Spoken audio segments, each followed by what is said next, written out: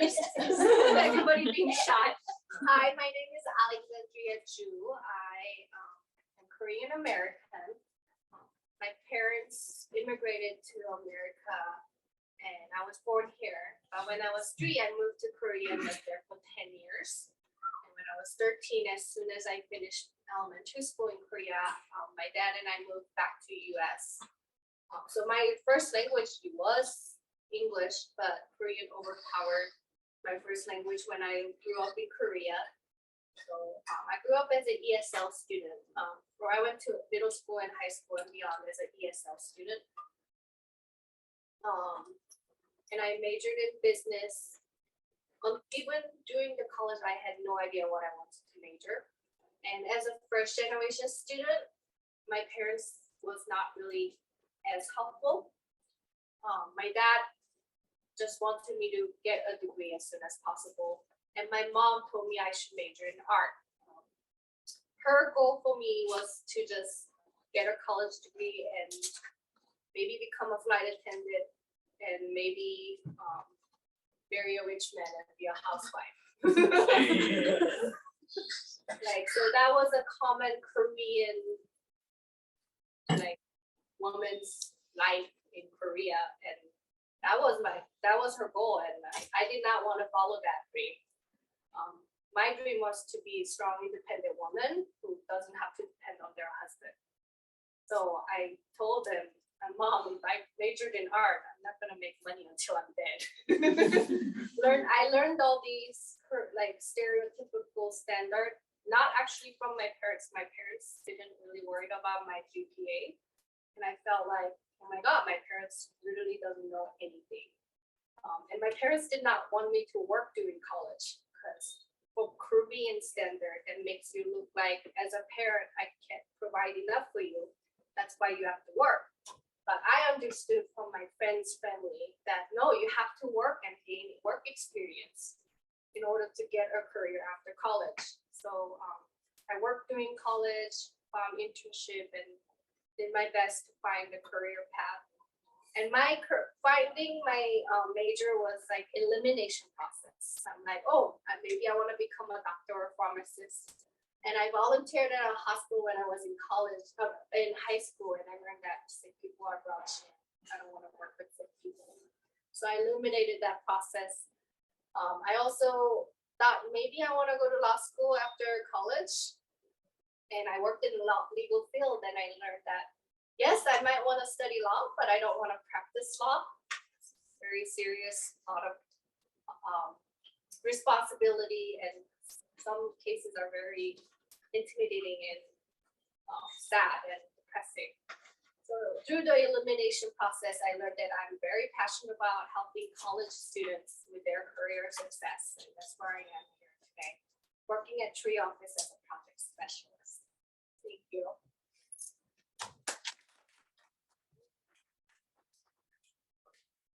Hi, I'm Tin.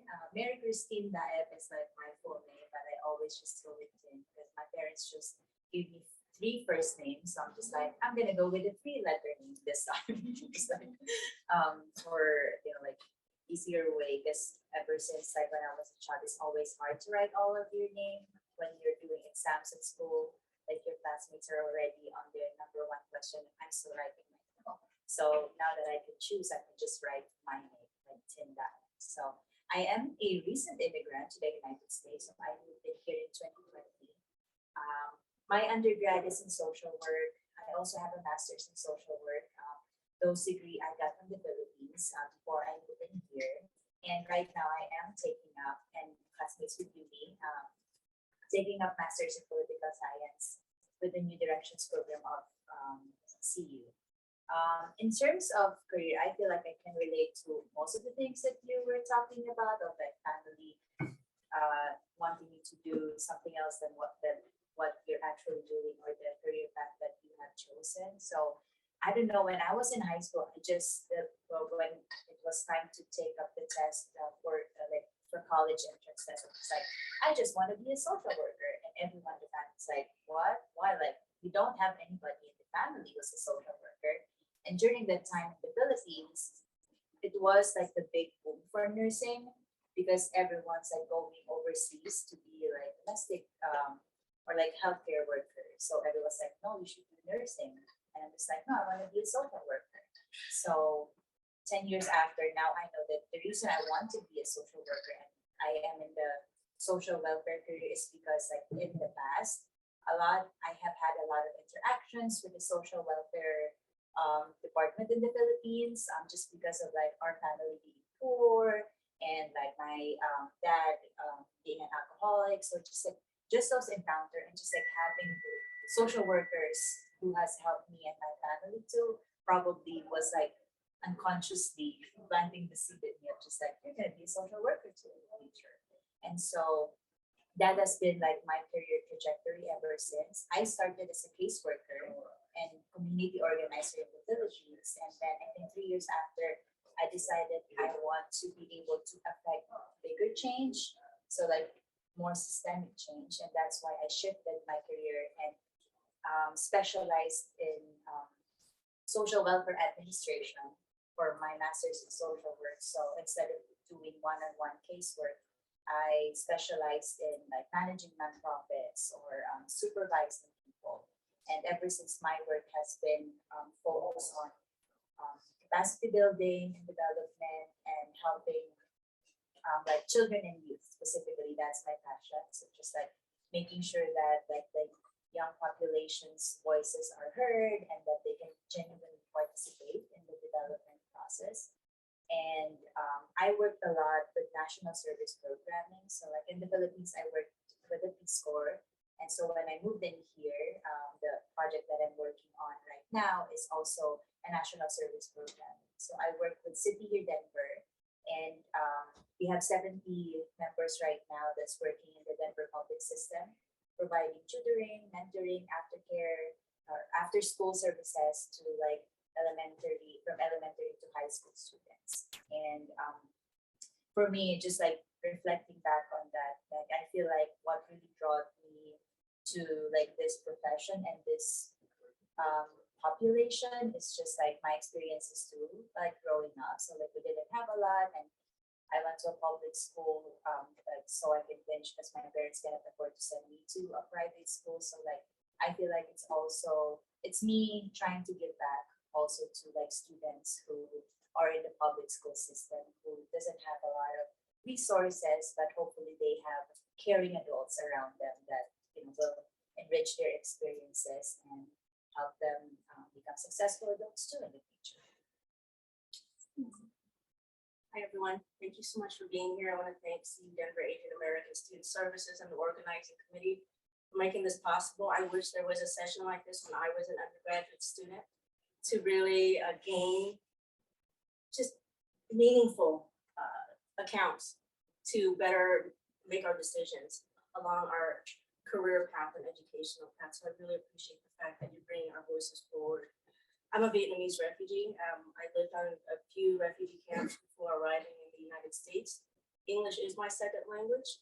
A lot of people don't even realize they're a little shocked when I tell them I'm still fluent in Vietnamese. And I'm very proud of that fact.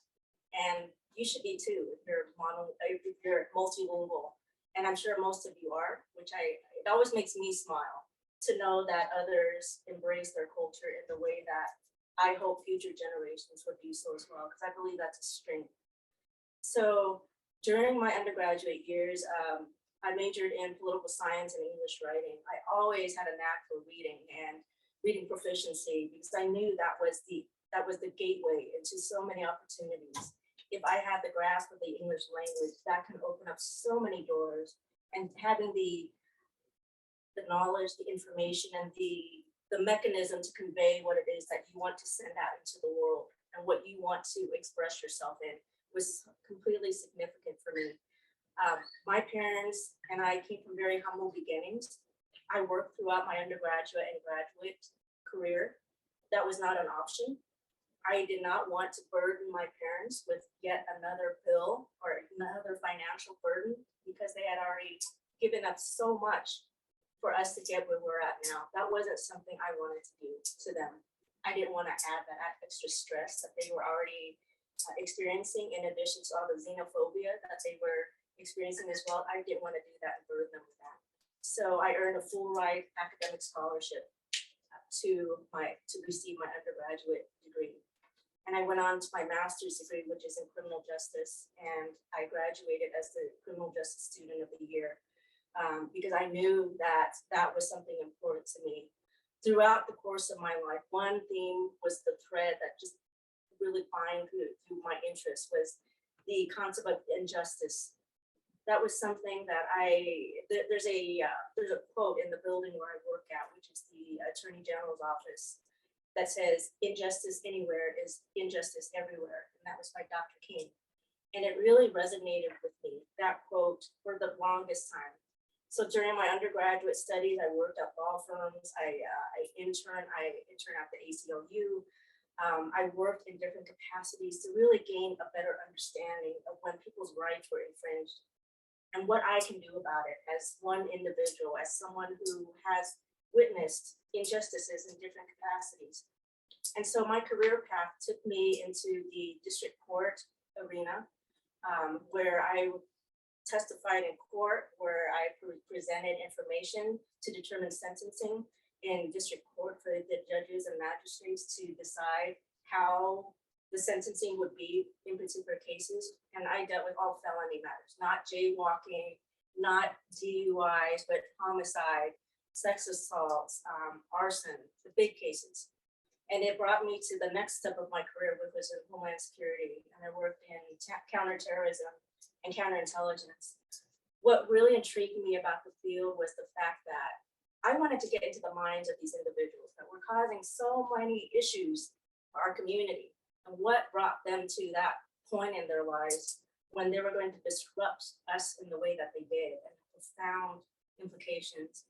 So my main task was to monitor what was called security threat groups, and that included street gangs, terrorist groups, sovereign citizens, a whole host of groups that were deemed as a threat by the US.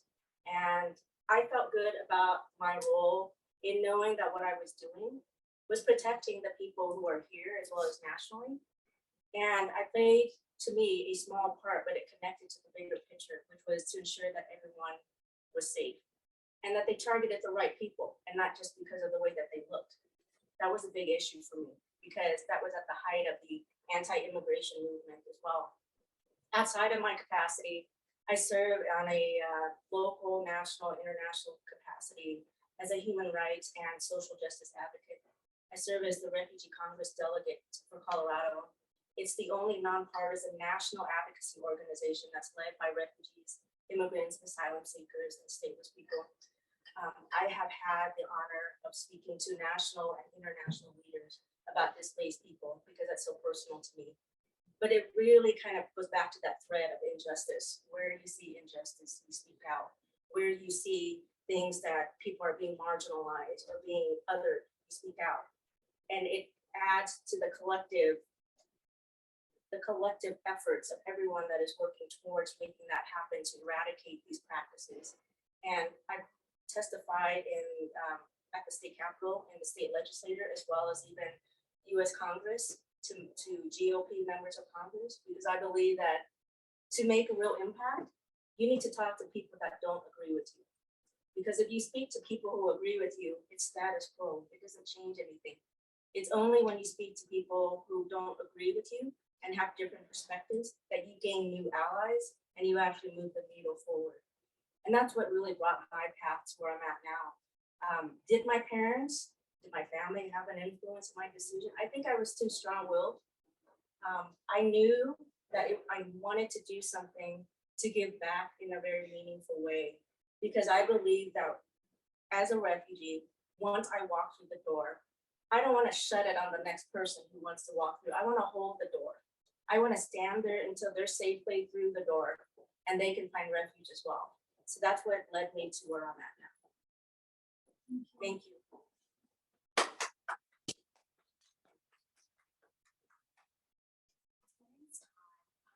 I'm so excited to hear about everyone's stories, right? Just seeing people in different areas and how we were able to impact change on different levels and ways of different perspectives. So I actually came to the US. I was in refugee. And I was around 5 or 6, didn't speak any English. My parents didn't speak any English either. And so oftentimes I would be like the de facto interpreter for the family. And so as far as my career goes, I would say that, for many, many of you may be able to identify with this, the one career that they really pushed me towards was being a doctor, right? Like not attorney, not even engineer. It's like you only can be a doctor. And so it's a pretty narrow, I would say, career choice or career path that was laid out before me. And so because of that, I didn't really pursue or explore any other paths. I would say I did pretty well in school, and so that was a path that I continued to pursue in college. So my major was psychology and MCDB. I was at CU Boulder, and so MCDB is molecular biology. And it's funny because, even at that point, there was a part of me that was like, yeah, I'll do this for my family, right? I'll do this because it's expected, but I'm going to do something for me. And so for me, psychology, that was the path that I chose because I was interested in understanding like human mind, right? What motivates people, feelings, thoughts, cognition. And part of that was because of the community that I was a part of. After the Vietnam War, there was a lot of individuals, a lot of the community coming to the U.S. as well as worldwide, forced out of their home country. A lot of trauma as a result. And so growing up within the community, I saw how it impacted people on an individual level, but on a larger scope within families, right? And how that continues throughout each generation. So for me, that was one way, I think, to really understand myself, but then also understand my family. And so I worked really hard. I went to med school for 2 months before I realized I can't do this. Like literally, I should have probably, volunteered at a hospital, right? To figure out that I actually didn't want to be in this environment. And I want to affect change, but not like this. This wasn't my strong suit. This wasn't my passion. And, is it a really important career? Yes, it's so important. It's so vital. And so are the careers I would like to do as well. And so that was when I took a leave of absence for 2 years, and I hadn't made a decision at that point, but I took a leave of absence to explore other things. I think things that I wish I had done when I was in college like you, which was to explore other avenues. I took one counseling course here at CU Denver, and it was a sex systems course, counseling course, and I loved it, right? I was like, well, duh, my major was psychology, and I loved it. Of course, I would love psychology graduate work. So that's when I went back to, that's when I said, what an honor to be able to have that opportunity. However, I think I'd like to be able to help. And so that's when I came here for my master's in counseling. I graduated about 4 years ago. I'm currently a mental health therapist at a private practice specializing in trauma, in depression and anxiety, particularly working with people of color, Asian Americans. And then I also work as the clinical director at the Center for Immigrants, which is a nonprofit organization here in Denver serving refugees and immigrants who have been in Colorado, the United States for less than 5 years. And we provide a variety of services, legal services, social services, medical services, as well as pro bono mental health services. Thank you all for sharing. It's really nice to kind of hear how your background or your environment had an influence in some ways on your career and where you are in life today. So that kind of ties to our next question, which is, are there ways that your refugee/immigration status have had an influence in your education experience/career path? You can start. Yeah, I'm happy to answer that question because my advocacy focused heavily on displaced people. And as we all know, during the last administration, it is extremely challenging to try to prove that we're worthy of being here, that people who are not from the United States are actually human beings, and that they have left because of situations that they never chose to be in. And that, to me, is just a basic necessity to be able to go someplace, rest your head, be safe from all the external factors that you did not choose to be in. So it really propelled a lot of my work as far as what I do on the human rights and social justice portion, to ensure that others who are in similar situations be granted that opportunity. So the delegates from Refugee Congress, as well as refugee leaders all around the United States and around the world that I've been working with, have been working towards a clear path to citizenship, to end Title 42 at the Remain in Mexico that has gone on way too long during the pandemic, it has finally been released, and immigrants asylum seekers are finally allowed to pass through and seek asylum.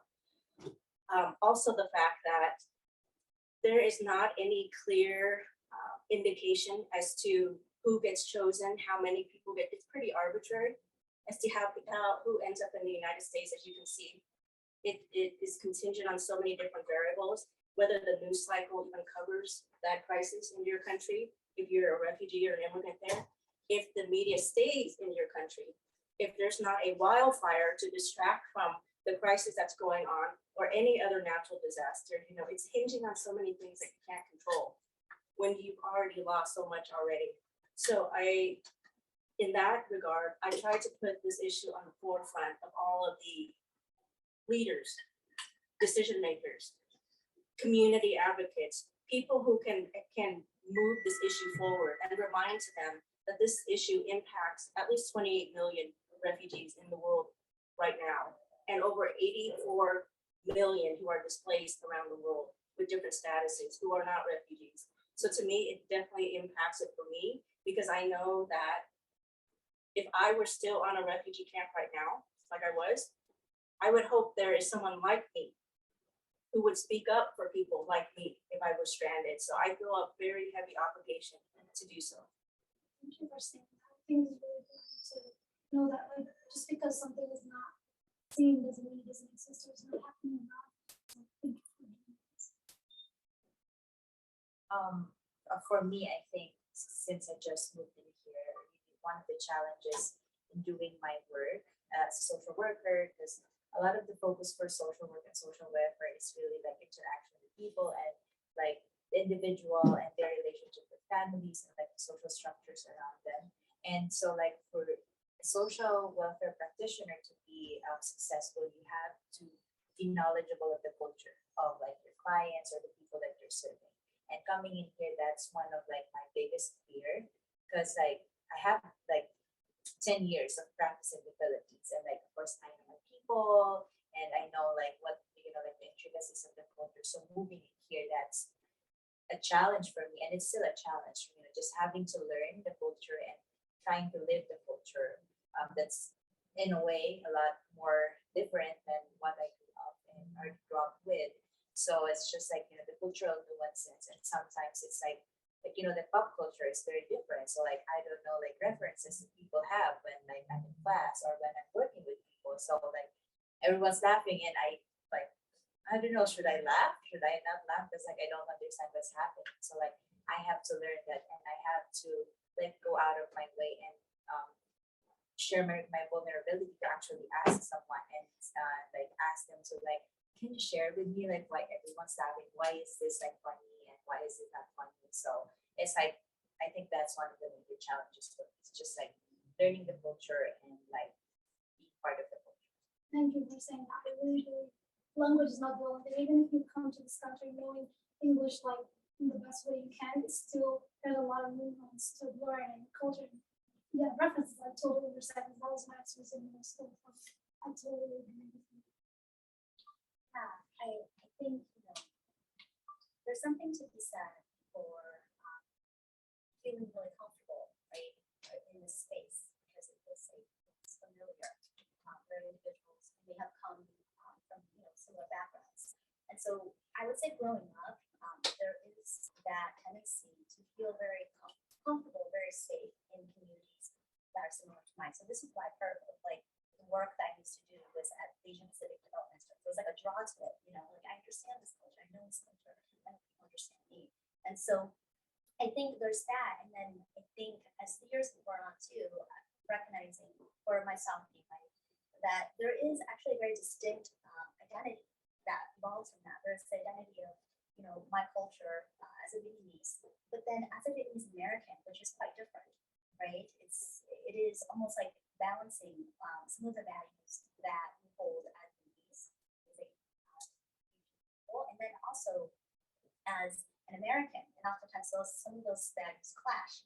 And so I think part of the barriers, or rather part of the struggles for me personally, was balancing that, being able to honor that part of my identity as well as another part that's emerged as a result of my experience here in the United States and in Colorado. Different culture in other states as well. And so that's why that work is the identity work is so important to me, and being able to have space for people to explore it, to develop, and to feel safe in exploring development are strong. I want to echo on that regarding feeling safety.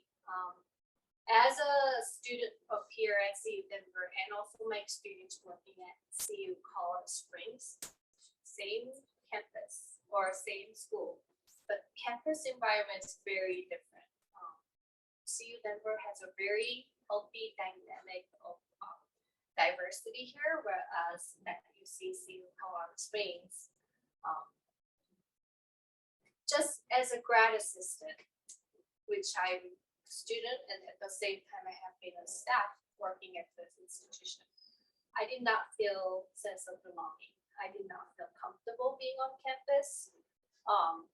It's not they were mean to me or anything. There was no racism or anything, but I just did not feel as comfortable as how I felt at CU Denver, where we have such a big Asian student organization, Asian mentors, or someone who can actually understand the struggles of Asian American identity or Asian American students what they are going through.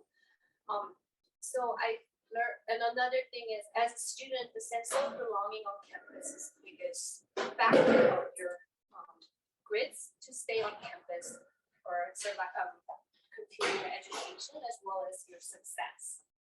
And finding a mentor on campus at CU Colorado Springs was very challenging, because again, finding a mentor who's Asian, who has an Asian identity that I could talk to my struggles about. It was very challenging, but at CU Denver, we have Soyeon. Before Soyeon, it was Dr. Kim or Peggy. So I want to be also part of that staff who can help our Asian American students feel the sense of belonging and provide that safe space where you can come to me and talk about your struggles that you want to talk about. Sense of belonging is so important. Let's just add something. I want to echo what you mentioned as well, which I think is extremely important.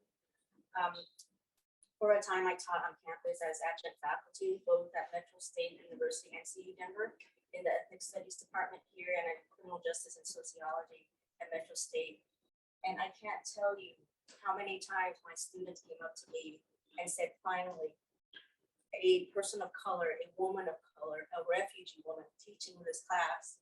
I could never reveal my undocumented status to any other professors or any other staff until you were brave enough to share that with us, and you were comfortable enough to share that with us. And that just broke my heart, that they had to wait so long to trust somebody on staff to share something so personal. That should be something they should be comfortable with and feel safe with. And like you said, it was heartbreaking, but at the same time, I felt honored that they came to me, but I wish there were 10, 20 more of me that they could have gone to before me. So I appreciate you sharing that. And also definitely that sense that have the opportunity to meet Matt outside of school and have learned a lot in your advocacy work, and that even empowered me to be able to participate, to be able to feel empowered to share my story and experience. Thank you. I think our also next question kind of ties in some ways, or just how kind of your academic experience compared with those of non-first generation was it different or the same, and how so? You can share.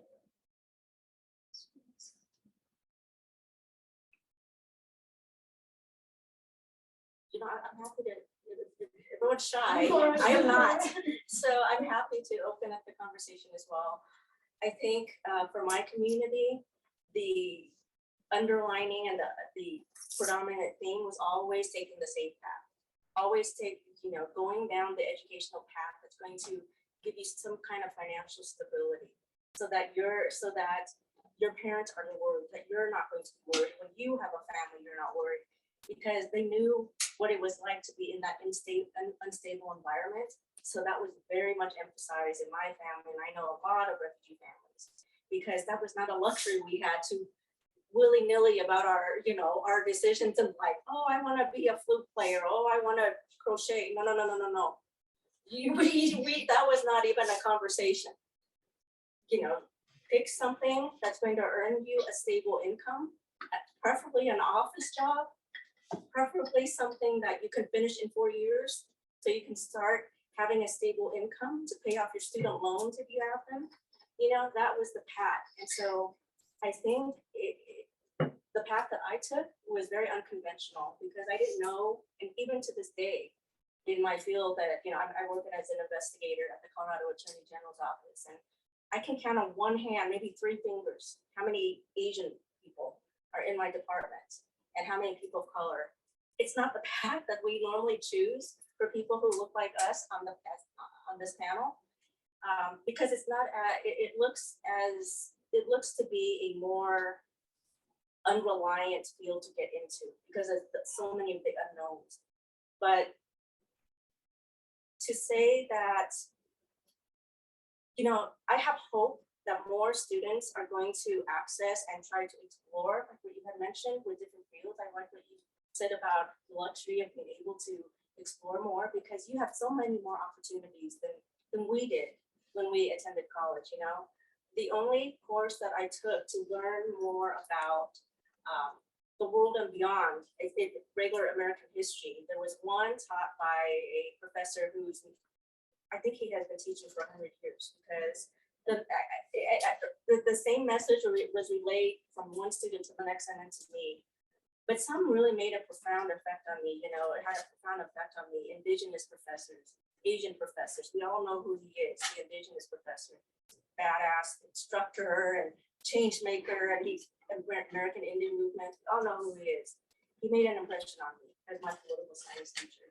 But that's changing. And again, you're so lucky to have people step up into these roles and not be afraid and taking the unconventional route, so that it clears the path for you to take those unconventional routes that we were not granted or afforded during our process of finding ourselves. So I think you're very lucky to be where you're at. And again, I wish mentors like So-Yeon were around when I was an undergrad student here at CU Denver and a graduate student here also at CU Denver, so that I can feel good about my decision and not have to second guess and question it, because there's so many things that were working against me just for the sheer fact of who I was. And that would have made it a lot more reaffirming during my journey to have people like So-Yeon and others who are a constant leadership, are in that constant leadership role for us. I like what you said about the dependability, right, of some careers. Are you all familiar with Maslow's hierarchy of needs? And the idea, and take it with a grain of salt, right? Because I think this is about white male who study white males, right? But the general idea is that there are certain levels of needs. At the very basic level are things like food, shelter, right? Like without food and shelter, you're probably not going to care a whole lot about really anything else. Like color to my hair, because like you need to eat. Next level, are things that once that's established, you keep going up. For example, work, steady work, and then go up to feeling being good, feeling good about your relationships. Are they relationships that are valuable to me? And then go all the way up to this self-actualization, meaning that you have fulfilled your full potential. And oftentimes, we don't necessarily have that luxury of being able to, think about our careers. Like, are our careers fulfilling? Do we feel good about our career? Because we're down here. Our parents came from down here, which is, can you provide for yourself? Can you provide for your family? And then you add on to that the cultural layer of taking care of your family. Very, I think, I don't want to group all Asian cultures into one and say like this is true for all Asian cultures. I'll say this for Vietnamese culture.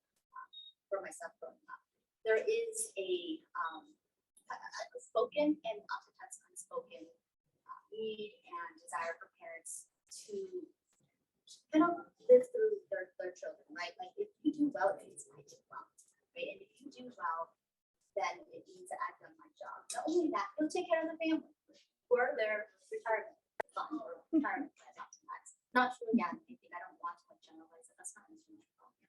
It's oftentimes the case. So there isn't necessarily that luxury I think for purely for ourselves and the careers that we choose. And so I think, you know, when I think about it, I don't necessarily approach it from the lens of that sucks. It does, but then also, you know, from a lens of empathy for our parents, right? The people who came here and sacrificed for us. But that also means that what they've been able to do for us, we can also do for those after us. Are we lucky to be where we're at? Yes. But wherever you do, whatever that you choose now, means that it affects everyone else after you too. You also have the ability to impact that change. Whatever career that you choose means that, especially if you step into a sector or an area that is oftentimes underserved or underrepresented, it means that you're also paving, you know, these steps for others after you. So I think it doesn't end with us, it doesn't end with you, it doesn't end, you know. So, you know, that's what I think about how we're all very lucky for different reasons.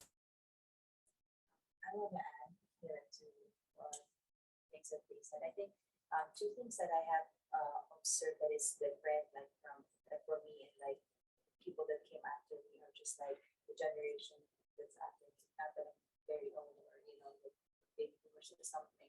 But so one is I think it's just a narrative too that's being given to us. So like you know, like you would see the difference between like some other people being told, yes, you can shoot for the stars in the moon, like you can do whatever it is that you want, you can save the world.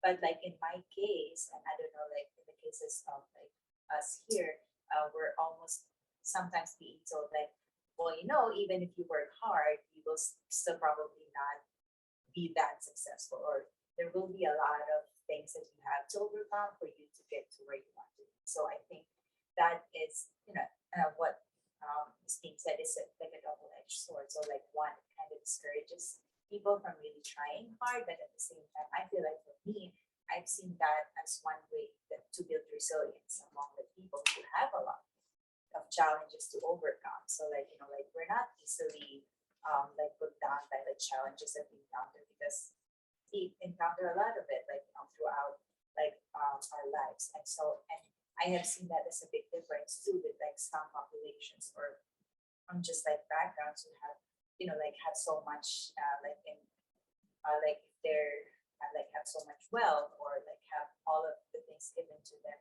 and in which you see the resilience is not like, you know, like as high in terms of like those people who have who encounter a lot of challenges, which leads me to like the second part of like, I feel like, and just like based also on the testimony of like people like in this room, is that because of that narrative too, like you also see the path that people take.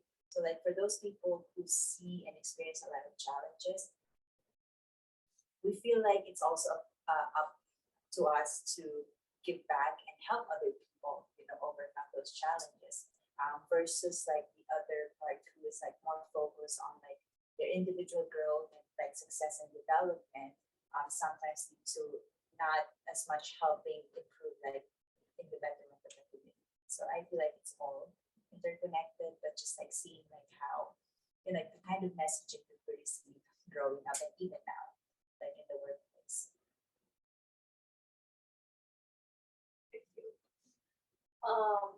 I have very interesting academic expectations from my parents, very different. So for Korean, typically they have really high expectation. Parents are typically tiger mom. So when I was growing up in Korea, I didn't understand why my friends needed babysitters in America, because I didn't have time for babysitters. After school, it was cram school, tutor, cram school, English class. Like I had no time for babysitting because typical Korean culture. You have study, you have to take violin lessons, skating lessons, in addition to all these STEM made like tutoring. Kumon, anyone familiar with Kumon? Have you ever been compared to your parents or like moms or dads, friends, kids? Like, yeah, it's all about competition. I went to private school where my friends' parents were politicians, big, huge trading company owners, and etc. So yes, my mom was also a tiger mom. However, as soon as I came to America, I was going to high school, middle school, and college, especially state college in America is technically back then was higher than Seoul University. So my parents' expectation for me to work harder and get GPA dropped. And I received a D as a first generation student. I didn't know I could drop a class when I was in college because transitioning from high school to college, high school was piece of cake. I always finished my homework doing class. There was one time in math class, I didn't do my homework for some reason. And I told my teacher I didn't do my homework. And she said, oh, you didn't do it? Okay, today's homework is extra credit because Alexandria is the courage to do it. So yes, I was a very good student in high school, and during college, transitioning, I didn't know I could drop a class. I didn't know that was even an option as a student. And I received a D on my report, and my mom was like, oh, did you do your best? That's fine. I'm like, no, it's not. I received D that killed my GPA. It was like my GPA was started with 2 instead of 3. And I'm like, oh my God, I thought it was the end of the world. And then I thought, oh my God, I cannot rely on my parents as a mentor because they don't know what they're talking about. Right? I'm like, do you know the Asian grade? A means for average, B means bad, C means can't eat dinner, D means don't come home, F means find another family. I'm like, Mom, what do you mean it's okay? But after college and then after grad school, looking back, like it's true, your GPA is not everything. It's not like if you receive a D or F, that doesn't mean end of the world. F fail stands for first attempt in learning. So it's okay. What you should focus more is actually what you're learning, what you're teaching, rather than cutting corners and just trying to get good grades. Can you say that again so they can write it down? Right. We want to make sure we have a legend. I'd like to say a few things about, and especially when you said there are different ways in which we can affect change, right? It's not just about being a doctor. It's also not about like stepping outside completely of your comfort zone and doing like the opposite of what your parents were telling you to do. It's really about, now that you're at this stage where perhaps you have more of that luxury, not necessarily luxury, but the right to be able to choose, so that you can choose whatever it is, whether it's doctor, if that's your path, whether it's not doctor, if that's your path. And one of the things that I really appreciated about, doing a lot of work around empowerment is that it's not necessarily about doing the opposite of what people or status quo is telling you to do, but doing what you want despite what status quo is. Right? So even if it does go along with what traditionally your parents want you to do, defiance isn't necessarily about doing the opposite. Defiance is doing what you want to do in the world that tells you what to do. So I want to add something that I think, I hope are words of wisdom from someone who has gone here as an undergraduate student, as a graduate student, and now in my career path and able to see from experiences. Your definition of success is going to change. It changes a lot when you first start college. Your definitions are to be perfect, right? To be perfect and to do better than the next person and to be able to gain that self-satisfaction, right, of doing well. And as you ease out of this role and into the workforce, your definition of success is going to be slightly different. You're going to want the same things, but it's going to look more in the capacity of what role you play now in your organization and the work that you do. And then as you progress a little bit further, I hope your definition of success is being comfortable and feeling good about your decisions and being able to impact people in a positive way. Because that's where I'm at now. My definition of success isn't anything that you can see or touch or feel. It's not monetary. It's not about accolades. It's not about advancing myself. It's about doing what any decent human being should be doing, is to ensure other people have opportunities and other people are also succeeding. So I hope that what your successes look like now, which are, I know, a lot of tangible things, eventually evolve to intangible things, because those are the most meaningful things. Those are the most meaningful successes that I wish upon all of you who are going through this journey. Thank you for asking that. I think another question that we have is, what are some challenges you have experienced either in your academic or career path? And how have you solved it? And is there anything you could have done? Now that you look back and experience it, is there anything you wish to change it, do it different?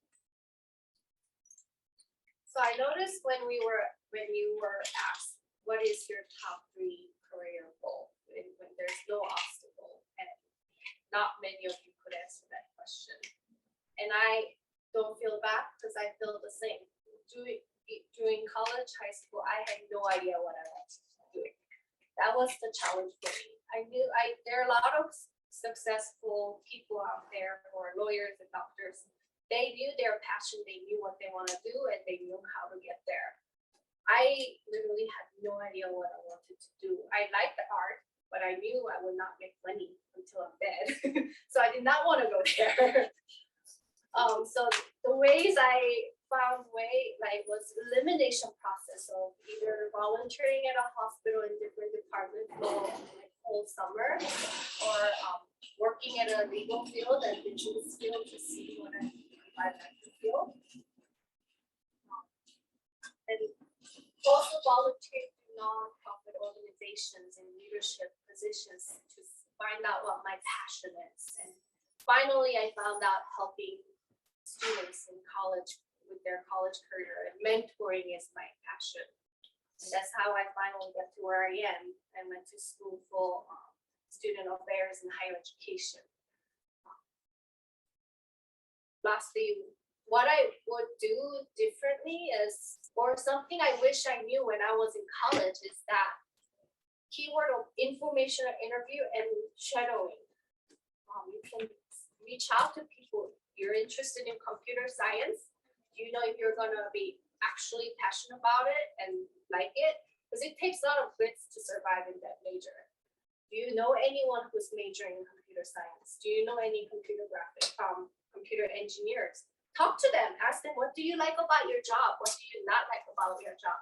How do you succeed in your career? Learn about them and ask them, can I shadow you? Can I learn from you? That's something I wish I knew earlier age, where I could have been more exposed. So I could have saved like 5 years of my career path. Thank you. For me, I think my parents were also like really strict with grades. So like I was just like in my undergrad, I was just like studying and like school organization, stuff like that. So like if going back, I would wish I would have had more fun, like hanging out with friends and those kinds of stuff. But I was just like so scared with my parents. Not necessarily something that I regret, but like in retrospect, it's also nice to have some fun while you're younger and like you actually have the like time and freedom to do sorts of things. The other thing that I don't necessarily regret it, but I wished was something that is in existence in the curriculum in the Philippines, is just like opportunities for students to be critical thinkers. So as you all know, like the Philippines has been colonized by Spaniards in the United States for like a long time, like 400 plus years. And so our curriculum, like our educational system, our political systems are all like based on American like education. So as a country that's colonized, most of our educational system doesn't really develop critical thinking among students. So we're just like regurgitating information. We're just like, this is what you're taught, like you memorize it and you know the facts, but we're never really taught how to like be critical about the things we're reading. Like, is this right? Is this not right? And you know, like that part of is something that I really enjoyed with my master's right now in political science, where I get to have these kinds of conversations with my classmates, with my professor, which is something that was never taught like to me like in my undergrad and even in my master's in social work.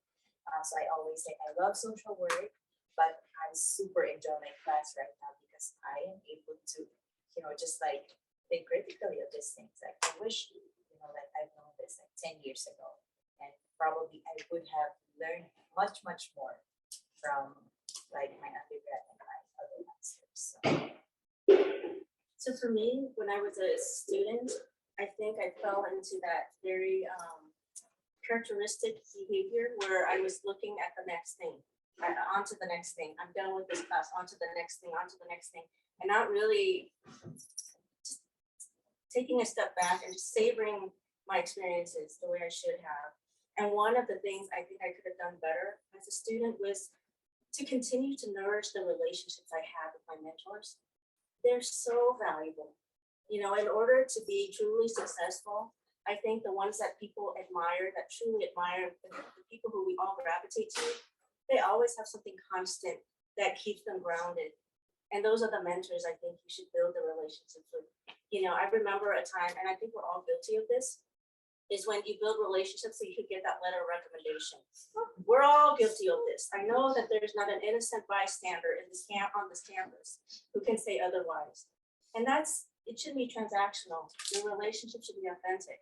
And again, as you move along on your career path and your personal journey, nourish that, because you'll look back. I mean, like I mentioned, that professor of mine that opened the window for me into so many different things that I didn't even learn in high school, about all of the different atrocities, you know. And imagine, had I spent more time with this individual, or had I built a long-lasting relationship, the kind of impact they would have even made more on me and kept me grounded.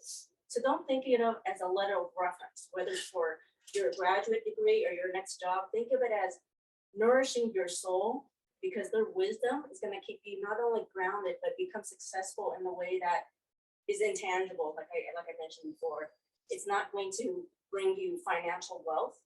It's not going to bring you the house that you want, especially in Denver right now. And it's not going to bring you all of those tangible things, but you know what it's going to bring to you is this unconditional wisdom that you'll always carry with you, so that the decisions that you make truly represent who you are, truly represent what your core values are.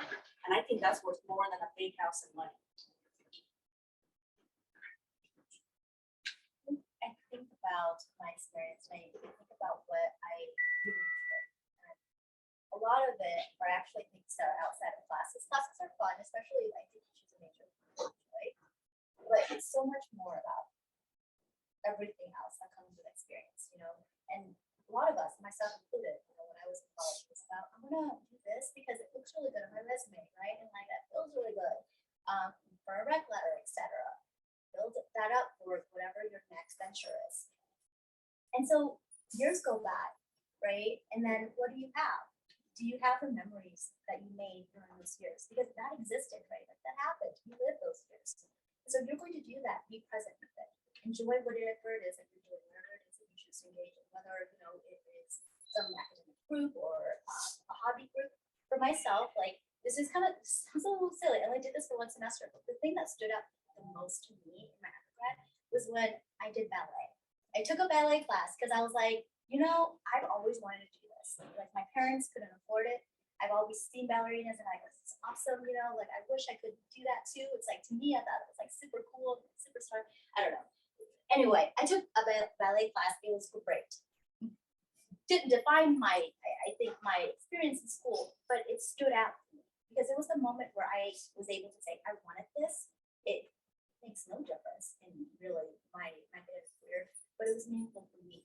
And I think practicing that voice, thinking about what do I want, what makes me happy, what nourishes me, and being able to say, I want to do that. Even if it's not something I want to put on my resume, because I've never put that on my resume. But I put my Delegate for personality on my resume, it makes no difference. But it is meaningful. So I think that's what I think about. If you're going to do it, enjoy the moment, enjoy the experience. Thank you. For sharing that, things really important. All things that you have shared. I think one of the questions that we really wanted to kind of ask is there any disagreement in your family or community or environment, society, yes, that you had pursuing your career, and what are how do you resolve it, and how do you navigate that?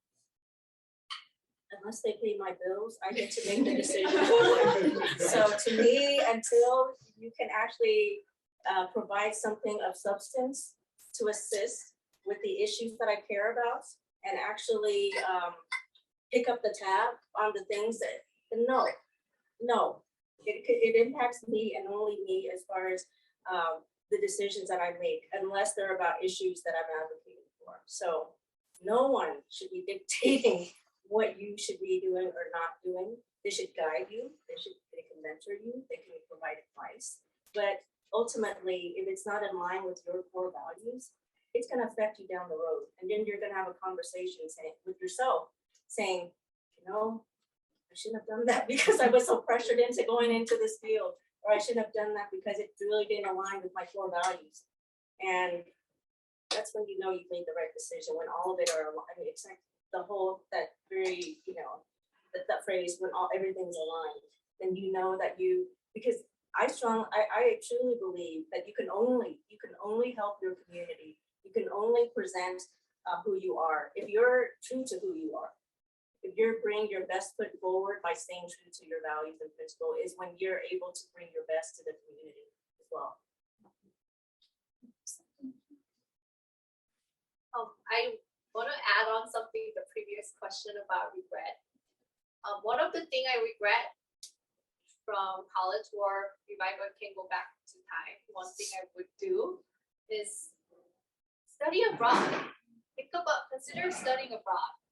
My parents were not helpful with that idea because they did not want to pay for the additional living expense. But there was so many ways I could have done. I could have gotten financial aid myself or used my savings account. But it just did not cross my mind because I'm like, I need to be obedient Asian kid. So I didn't do it, but that's one of the biggest regret I have for my academic experience during college. And sorry, what was it? Challenging.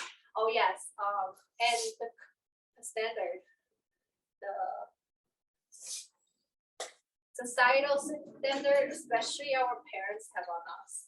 Especially when I have a master's degree, my dad is like, you should be making more than what I was making. You have a master's degree.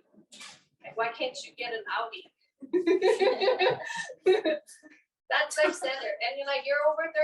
I had you like way before your age. Like, how come you're not married and you don't have kids? These societal expectations, don't let go of that expectation. What you want is what you should want. And yes, I mean, I'm not saying totally ignore your parents. They're just encouraging you. They want you to be doing your best. So they might be pressuring you. They might put you under a lot of stress, putting you under that uncomfortable situation. So some of them could be healthy stress for you to encourage, for you to stay strong and don't give up. However, it's your own life. Don't regret. Like, I've seen someone who graduated with a doctorate, medical doctorate, because their parents told them to, and after 2 months of working as a doctor, they quit and they become a car salesman. I don't know if you know, you don't even need a college degree to go be a car salesman. So take time to find out what you want to do, what you're passionate about, and just do your best as you can. And also consider putting mental health as your priority. As Asian American students, our parents do not know anything about mental health. If you might tell them that you're depressed, they might say, why do you have time to be depressed? You should be working and studying. I I go for a walk, you know. go for a walk. Yeah, you can tell them to your parents. They don't understand. Like, why do you even have time to think about that? You should be studying. But mental health is also important. Like work-life balance, important. So put yourself as a priority, not what your parents want you to do. But do your best. Can I add something to that? So like I feel like we all have like the same experiences and just like you get to a certain age and then your parents are like, why aren't you married yet? And then why are you like you already have your master? Like why are you taking another one? Like why do you just like to study all the time? So like you know those kinds of stuff. Like and then you get married and you're like, where are my grandkids? So just like the expectations. So I butted heads with my mom specifically like for a long period until now. And I guess it helps that I am like halfway across the world, so she can literally like do that to me all the time. But one thing that I realized, and this might be just like the nature of the work that I'm doing, is you know like our parents and our ancestors, they turned out to be that way because of all the hardships that they also have to encounter. So like while we like in this generation have to heal from the intergenerational trauma that has been passed on to us, we also like should give grace to like our parents that they are also trying to heal from that. So like of course we don't want you all or us to be the therapists or like counselors about parents if we have the capacity to actually lead them to those kinds of services, and if they're open to it that might be helpful. But for me, I always try to remind myself that I'm just like, oh my gosh, she's like doing it again, like stop. I just like try to remember that, you know, she probably has that trauma has been passed on to her too. So like the only thing I can try to do to help her is to listen to her and like give her that outlet to just explain and just me being like, do you want to tell me more? Like, did you have this same experience in the past? And you know, like of course, when I'm in a better mood, because like when I'm also upset, I just can't. I just like quiet. But at least just remembering that our parents and our ancestors also have that baggage that they're carrying. That they also need help. You know, same way we do. Thank you for mentioning that. It's super important. Mental health and remembering that our parents probably might have gone through that, and that's why they're projecting, you know, their fear or their expectations and us. And I think like we don't know. Sometimes our parents are like, they don't want to talk about it. They don't want to like go to the emotional side of it. Yes, it's really important. So I know that one of the as Asian, you know, as that generation, my parents' generation, as Asian parents, I believe their worst nightmare is for their child to end up in prison. So my mom received a call from the prison, from me, inside the prison, not knowing it was my job to intern from the prisons. I was at the Supermax and talking to inmates, you know, who have done atrocious things. And her reaction was something I'll never forget. She didn't know what to do when she said, "Where are you calling from?" I said, "The prison." And of course, that's everybody's worst nightmare, right? And I said, "Oh yeah, I'm in the prison." And then she's like, "What?" And I said, "Yeah." And she's like, are you leaving the prison? Are you leaving? And I said, as soon as I can, yes. As soon as I'm able to. And it was not a jail. For those who are not in the criminal justice field, jails are for misdemeanors and prisons are for felonies. So whoever said that somebody went to prison for a DUI doesn't know what they're talking about. So I was in a Supermax facility, which it has 23-hour lockdown. So the Chuck E. Cheese Nathan Dunlap person was there, and there was also a Sir Mario Owens. You know, they're on death row, and she didn't know why I was there. And I said, "Well, I'm actually working." going to be speaking to these individuals, white supremacists. And she's like, what? And I was sitting across the table from them, but I was telling her that, no, you don't try to look at it from this perspective. Someone who looks like me isn't generally in this role. This is a huge opportunity for me to go through and learn about this whole system, the supermax system, a federal prison, a state prison, and to actually talk to these inmates that have been notorious in the news for what they did. And I still think it didn't sit well with the fact that I was there, but I wanted to provide that other perspective because I knew that was a kind of a subtle way of pushing back that this is not the okay field for you to be in prison, with guys who are outlaw motorcycle gangs and the Sureños and, sovereign citizens and murderers. This is not the environment I want my daughter to be in. And to explain to her that, no, this is a very rare opportunity that someone like me, that looks like me, with my background, that gets to sit here and do this work. I'm actually very excited about it. And I don't think I would have had this opportunity had I not done the things that I've done to get here. And just reiterating that I know this is not the path that we were expecting to have for me, but this is the path that I think I'm going to get the most growth, personal growth, to learn about myself and the field that I want to get into. So it's a teachable moment, I think, for myself and my mom, but also to kind of provide you a different perspective too. So when they're freaking out about you receiving a call from facilities like I had called her from, provide that other angle to ease a bit of their anxiety and to show that this is not just a horrible decision that I made. This is not, I'm not going down the path of no return. I'm really, truly trying to build up my professional experiences so that I can truly help in the way that I want to help people.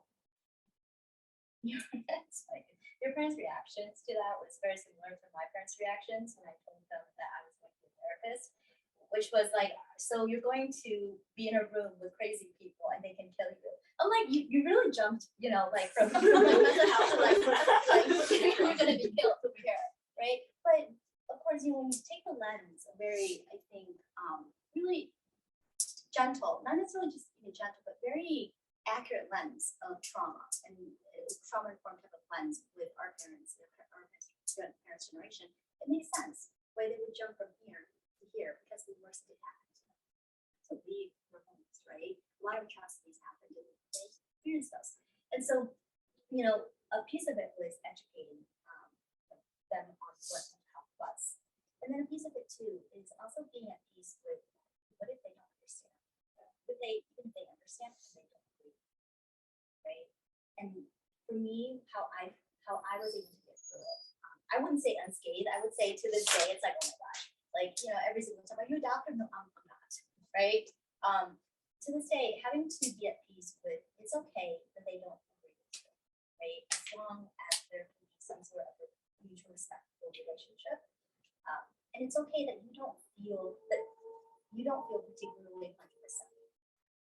And even if you feel guilt, and many of you may be able to identify with this, like I grew up 50% of my childhood was feeling guilt, right? Like, oh, you didn't do this. We're so sad, we're so disappointed, et cetera, et cetera. Just because we feel that doesn't mean we did something bad. Doesn't mean we did something wrong. And so I think that for me, that was what made it easier towards the directions in our lives. And over time, I think that voice developed, and that voice can be your protector. Thank you for sharing your stories and big stories and both Claire and Ruth as well. I think our last thing we're going to do is any advice you have for your first generation students, and we all learned so much about any kind of advice you have for us, or anything else that you would like to add and share.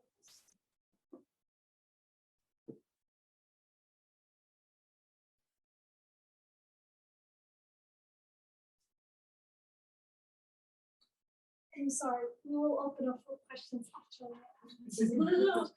I would say don't compare yourself with other people.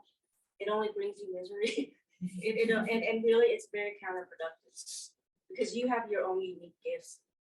And you may not even know what they are right now because some people who are far along in their careers still don't know what their gifts are. But I think that that's when it's truly important to remain authentic to who you are and to your background and what the core values that your family have provided to you. You know, just to stay true to what you believe is truly representative of who you are. And I think that's going to guide you not only on your personal journey, but also on your professional journey. And again, I think that's when you could bring your best. But please don't compare yourself with other people. It's just, I don't know why people do that. I know it's very tempting. It's very human nature to seek happiness outward instead of inward. But look at yourself and look at how much you've already done up to this point. It's amazing, right? How much you've changed even within the past year. How many things that you're able to do. And then when you look back, and if you haven't compromised who you are, even better, right? Even better, because then you know you're truly on that path. I think for me, I just kind of sum it up with enjoy yourself. For me, I feel like you're saying that for all of us too. And in relation to that, I want to add that, like I said, being like a part of like a culture, just like for a background where we are all like colonized, and just like coming from that perspective, one thing that I really am still trying to keep reminding myself is that, like, although what we see in like the media, just like, it's like the dominant culture that is trying to be pushed on all of us, like wherever you go, it's trying to erase like indigenous populations and the languages that we have to remind ourselves that they are not, that dominant culture is not superior to our own culture and our own heritage and our own background. And we have to realize that we have to keep being true to our roots and origin, because that is something that we carry forward to the world, and like it makes us unique. It gives us very specific characteristic that helps us become successful in our own ways, because that's who we are. And so just making sure that we don't forget that, and that we embrace it and not try to keep comparing ourselves to dominant culture and trying to even level with that, because we are our own. We just have to embrace it and live our own truths. And in that way, we'll be more happy, we'll be more relaxed, we'll be less stressed, and just have fun. I have to say something and a plug too, because you're talking about colonization. I have a TEDx talk called "Assimilation is Colonization" that talks about staying true to your identity, and I give very concrete suggestions on how to do that. So thank you for the plug. Yeah, that's definitely a plug. Yeah, thank you. Yeah, don't compare yourself to what others have, but also compare yourself from who you were in your past. Are you a better person now, or are you learning? And also think about, count your blessing. Maybe like if you want to compare yourself, compare to other less fortunate people. There are people who are homeless. There are people who don't have what they don't know what they want to eat today. So there's also people out there who may not have the blessing we have. So be grateful for the blessing we have, for education, food, and shelter we have. And also make a lot of friends, build relationship with people regardless of gender, identity, or age, and have them as a mentor and learn from them. Learn something from other people, or learn something from their success, learn from their failure, and try to be a better person than who you are today. Thank you. Thank you all for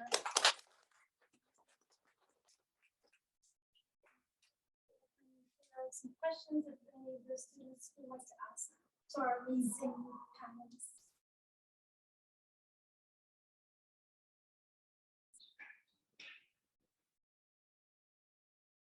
That's such a good question. Left them speechless. Yeah.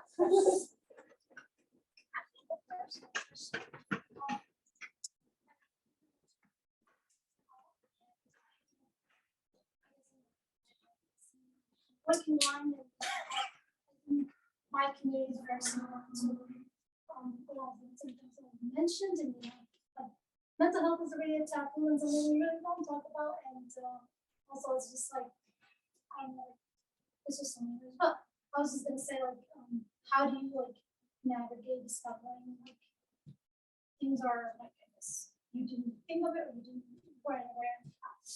Oh my God, I'm pushing going.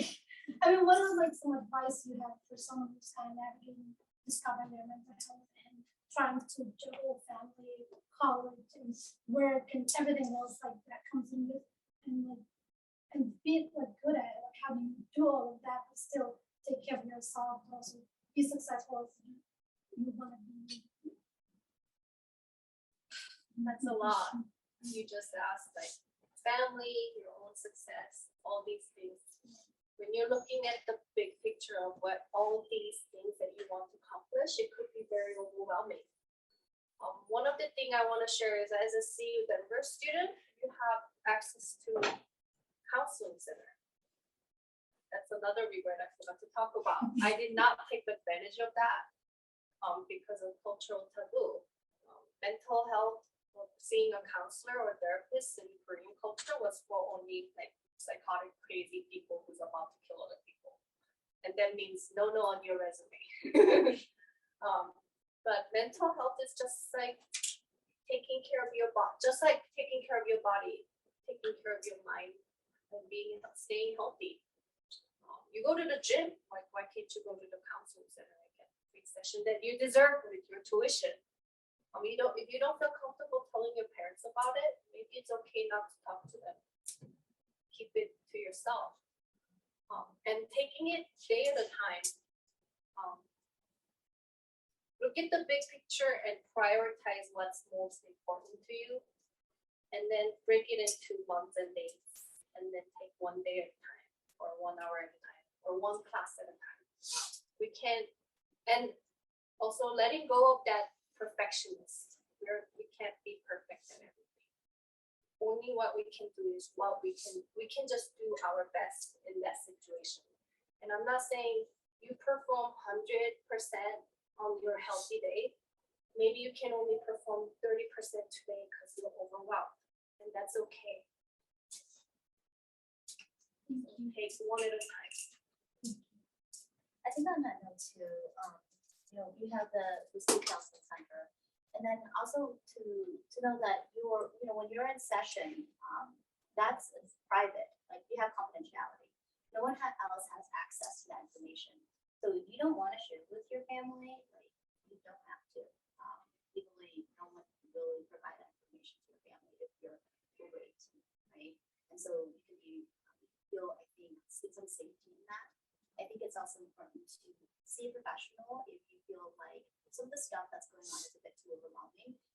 Stress is so normal. Like, we all experience stress, right? Like, stress can help to push and propel us forwards towards our goals. But if you're at a point where it's really unsustainable, like, it's affecting your day-to-day, it's affecting relationships, talking to someone who has an awareness of how things might be impacting you and teach you and coping skills, and explore some of that with you. I think I would put a plug in for mental health, not just because I'm a mental health therapist, but because I've been to therapy as well when I was in college, and that helped me immensely to be able to have someone who isn't necessarily a part of my circle, but can provide advice, not necessarily advice, I don't say advice, but can provide some guidance and a space to talk about our struggling.